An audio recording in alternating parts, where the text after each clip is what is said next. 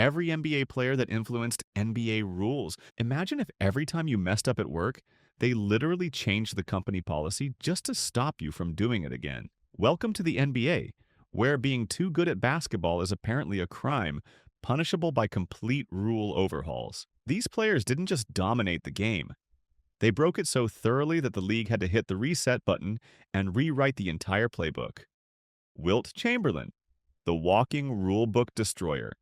Let's start with the guy who single-handedly turned the NBA rulebook into a living document. Wilt Chamberlain was so dominant that the league basically played whack-a-mole with his skill set for his entire career. First, they watched him swat shots that were still floating above the rim like he was playing volleyball, so they made offensive goaltending stricter. Then he parked himself under the basket and turned defense into a contact sport, so they doubled the lane width from 6 to 12 feet. But wait, there's more. His free throw routine involved jumping from behind the line and dunking the free throw, because apparently regular free throws weren't challenging enough for a 7'1" giant. The league said absolutely not, and made players stay behind the line until the ball hit something. The man led the league in assists one year just to prove he could do everything, and the NBA kept throwing rules at him like confetti at a championship parade. Wilt didn't just end careers, he ended entire strategies. Shaquille O'Neal, the human cheat code. Speaking of breaking things, Shaq broke basketball so badly that teams stopped trying to play it properly. When you can't stop someone inside, what do? Stop the game entirely. Enter Hack-a-Shaq, where teams fouled the most dominant center in history because he shot free throws like he was wearing boxing gloves. His 52% career free throw percentage turned every possession into a strategic nightmare. The league watched games slow to a crawl and fans heading for the exits, so they created the away from the ball foul rule in 2008. Now, if you foul someone without the ball in the final 2 minutes, the other team gets a free throw and the ball back. Teams learned the hard way that trying to exploit Shaq's weakness just made everything worse for everyone. Allen Iverson, the culture shifter. Iverson didn't just change rules, he changed the entire culture of basketball.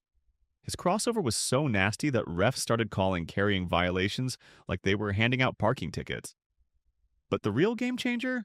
His fashion sense. In 2005, the NBA looked at AI's baggy clothes, chains, and Timberland boots and said, "We need a dress code." Players suddenly had to dress like they were heading to a board meeting instead of a basketball game. Iverson called it targeting, fans called it cultural erasure, and the league called it professional standards. The irony? Years later, the dress code relaxed and players went back to expressing themselves. Sometimes you're just ahead of your time. Kevin Durant, the rip-through artist. Durant turned drawing fouls into performance art with his signature rip-through move. Standing 6 feet 10 inches with arms longer than most people's commutes, KD would face up, wait for a defender to reach in, then swing his arms through theirs like he was conducting an orchestra of whistles. He led the league in free throw attempts by turning minor contact into major foul calls. The NBA watched this systematic exploitation of the rules and said, enough. In 2011, they reclassified rip-through fouls as non-shooting fouls. No more automatic free throws unless you're actually shooting. Durant's move was so effective it became the textbook example of what not to call in referee training videos. Reggie Miller, the leg kick specialist. Before there was a Reggie Miller rule, there was just Reggie Miller being Reggie Miller. His leg kick on jump shots was so subtle yet so effective that defenders started jumping sideways just to avoid contact. Miller would extend his leg during shots, create contact, and march to the free throw line like he was collecting a paycheck. By 2012, the league had seen enough unnatural leg extensions to last several lifetimes. The Reggie Miller rule made kicking out your leg to draw contact an offensive foul instead of a free throw parade. Defenders could finally contest shots without worrying about accidentally becoming part of Miller's shooting motion. Rasheed Wallace, the technical foul machine. Wallace didn't argue with basketball. He had full-blown philosophical debates with it. His 41 technical fouls in a single season wasn't just a record. It was a cry for help from officials everywhere. He got ejected from 7 games in one season while averaging 14 points and 6 rebounds, proving you could be productive and problematic simultaneously. The league finally implemented a technical foul accumulation rule in 2005. 16 techs in the regular season equals a 1-game suspension, with more suspensions following every 2 techs after that. Wallace became the poster child for when passion crosses the line into policy changes.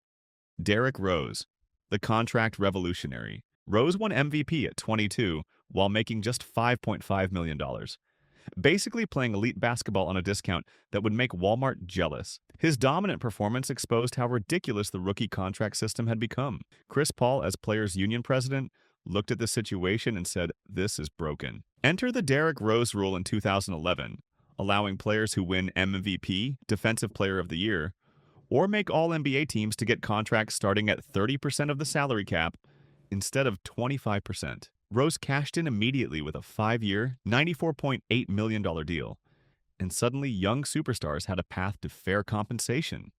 Trent Tucker, the 0.1 second specialist. Tucker managed to change NBA history with literally 1/10 of a second. In 1990, he caught an inbound pass and hit a three-pointer to beat the Bulls with just 0.1 seconds on the clock. The Bulls were furious. Michael Jordan and Phil Jackson argued that human reflexes don't work that fast, and science backed them up.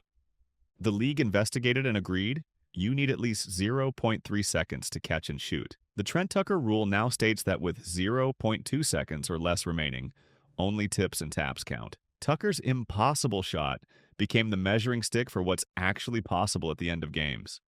LaMarcus Aldridge, the replay pioneer. One blown goaltending call in 2012 changed NBA officiating forever. Aldridge made what looked like a clean block on Kevin Durant, but the referee called goaltending. Portland lost in overtime, and later the league admitted the call was wrong, but the damage was done. That loss triggered a collapse that cost Portland their season. The LaMarcus Aldridge rule was born. Starting in 2012-13, referees could review goaltending calls in the final 2 minutes and overtime. One bad call led to one of the most important replay rules in basketball, ensuring that game-deciding moments could finally be corrected.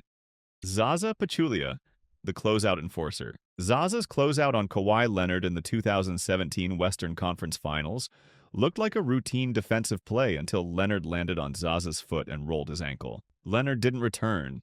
The Spurs got swept, and the basketball world collectively gasped at how one moment changed everything. The Zaza rule emerged that same year, giving referees power to call flagrant fouls on dangerous closeouts, intentional or not. Video replay became a tool to judge landing space violations, and suddenly defenders had to think twice about how aggressively they contested shots.